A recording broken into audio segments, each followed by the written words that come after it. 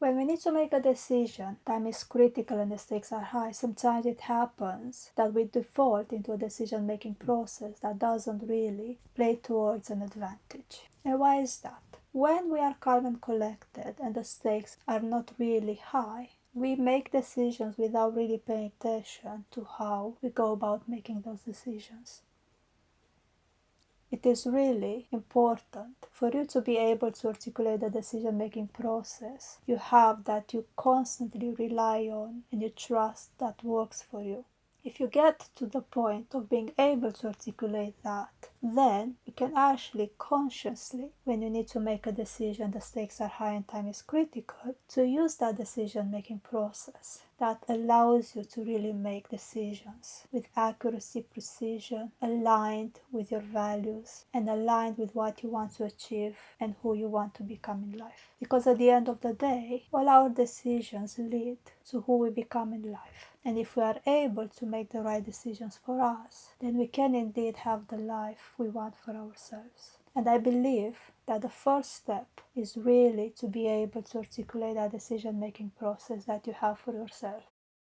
It is true, it could be that there's not just one. It could be that depending on the situation, you use different ways. So for example, if you are to think from a place of the role you're playing in the decision-making process, you can engage with the decision when you're calm, collected, rested. Or it might be that actually, in time pressure, you prefer to include other people, but not as a thinking partner, but rather to tell you what to do. Because you know for yourself that the time pressure that you feel is actually not helping you to really make the right decision for you. And asking others to tell you what to do is indeed the right approach to go through. And you know that because you've seen it. And you trust that actually that's indeed the right thing to do.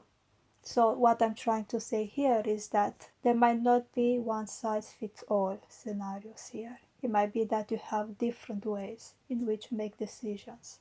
However, myself personally, I realize that the decision-making process is actually just one, regardless of the type of decision I need to make and how long I have available as time.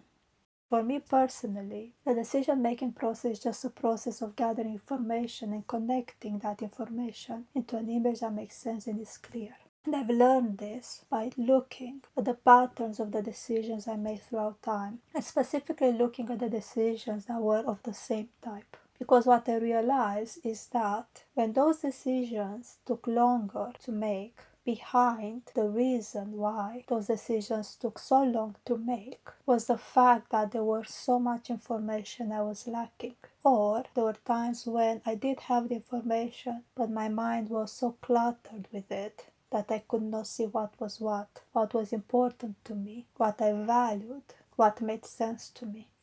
Personally, from what I've observed when helping others with their decisions, I've seen the same pattern.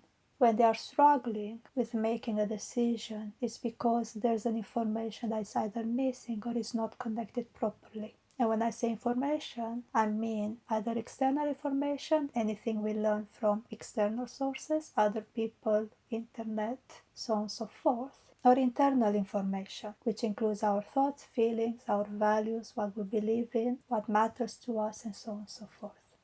Now, with all this being said, if I were one thing to encourage you is to really look and find for yourself what is the decision-making process, the one that you can trust and can follow regardless of the type of decision you need to make and regardless of the time available you have to make the decision. Because what happens is that in the moment when time is critical and the stakes are high, you want to feel in control over the situation in which you're in. You want to feel that you can own the decision. You own how you show up in the decision-making process. You own how others show up in the decision-making process as well. You know what is what. And regardless, you are actually focusing on the decision-making process and not on things that are actually distracting you from making the right decision obvious to you.